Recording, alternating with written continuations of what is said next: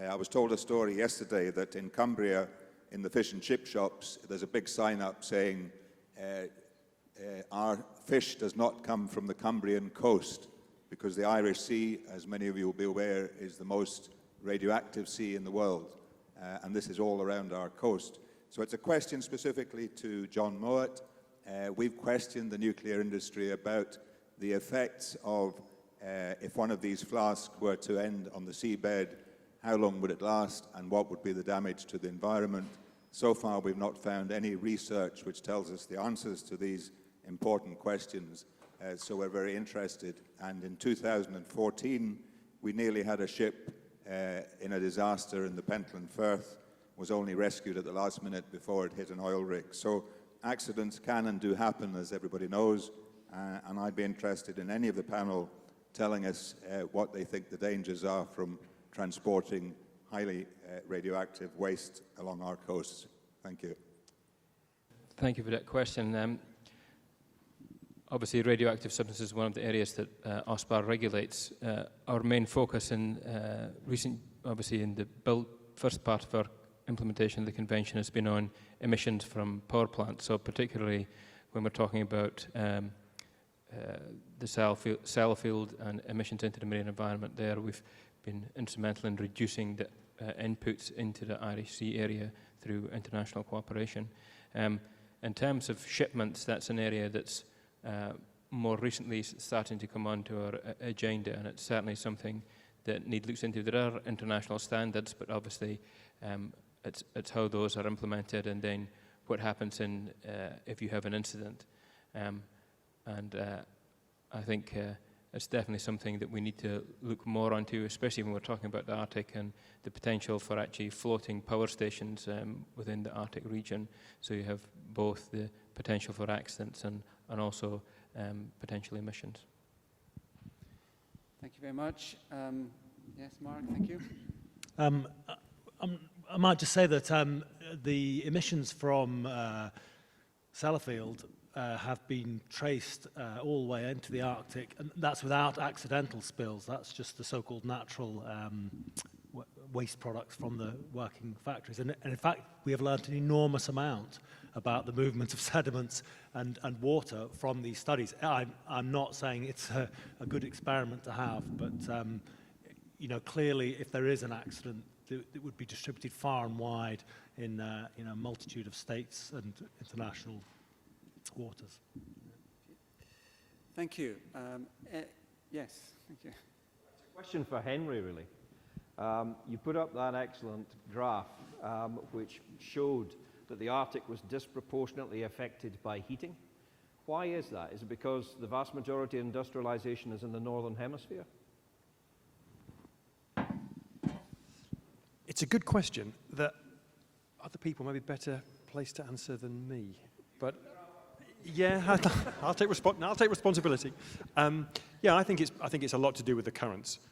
So when you think about the currents in the Antarctic, actually there's a big separation between Antarctic water and the South Atlantic. So there's not a huge amount of crossover across that convergence.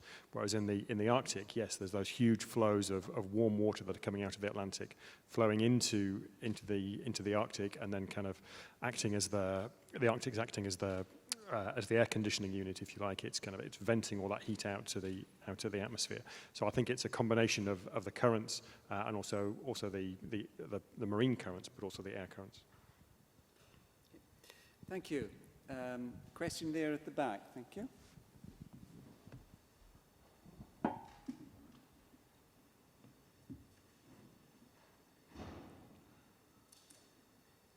Alex Turnbull, Scottish Seabird Centre. This might be a bit of a broad question, so forgive me.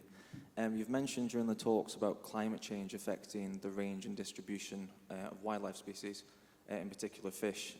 I know that, for example, Atlantic bluefin tuna are being found in the Denmark Strait, an area where they've never really been found before. My question is, what type of strategies are in place or could be put in place to help us monitor these types of species and what impacts these could have and what are really already very fragile food webs, as well as the management of fisheries? Thanks. Thank you. Who's going to tackle that first, John? Yes, thank you for that question. I think, as I mentioned in my presentation, we've already increased the number of indicators where we're looking particularly at how food webs operate, any changes in fish communities, so that we can understand what's happening within the Northeast Atlantic. Also, some of the species are on our list of threatened and declining species, so we have particular actions there to look at monitoring of those and changes in their extent. Obviously, it's much more difficult when you have threatened and declining species that are already where the populations are depleted to actually monitor where they are. We find that particularly difficult, for example, with some deep sea sharks, where it's very difficult to actually monitor the distribution. So we're always looking at new techniques to be able to do that. And I'm sure in the future we'll be looking at eDNA and other ways to monitor these in the wider area. But I think we've had a big step forward in the last few years with some of the indicators we've developed to monitor changes at a wider scale right across the Ospar region, which we haven't done before. So hopefully we'll be able to understand some of those changes better. Thank you, John. Emma, please. Yeah, Gudmundur mentioned there's a large-scale survey, the International Ecosystem Survey in the Norwegian Sea, in the Nordic seas. And this is really a unique initiative in Europe. And I think it's one of the few large-scale proper ecosystem surveys. We have many research vessels going out doing many surveys, but they're not integrated as an ecosystem integrated survey. And this survey is already enormous. It probably needs to be bigger with more people taking part. But I think it's the way forward in trying to understand our environment and ecosystem as it changes. Thank you. Yep. Yeah, I agree with you, Emma. And I think the driving force to register and monitor these changes in distribution of fish stocks, the driving force is the fishery itself and assessment of these stocks. So we are trying to cover the whole distribution. For example, in the surveys, and Emma is mentioning the international surveys, only for the purpose of assessment of these stocks. But of course it gives us valuable information about changes, etc. And we are not only measuring fish, we are doing ecological research there and oceanographic also. Thank you. Have we got any more questions? Yes, over on the right-hand side there. Kenny Taylor from Natural Media and Northwards Now magazine. I was really impressed by the elegance of the summaries of the research from all the speakers. And it's really a simple thought. You gave a very good account of what's being done already, and there are some references to what was hoped for the future. But I'd be particularly interested to know, despite the breadth and the increasing sophistication of what's being done, where some of the speakers might think are major gaps, both especially in funding support for things you would like to do and think are important to do, but can't at the moment. Thank you. If I ask Maribeth. Hi.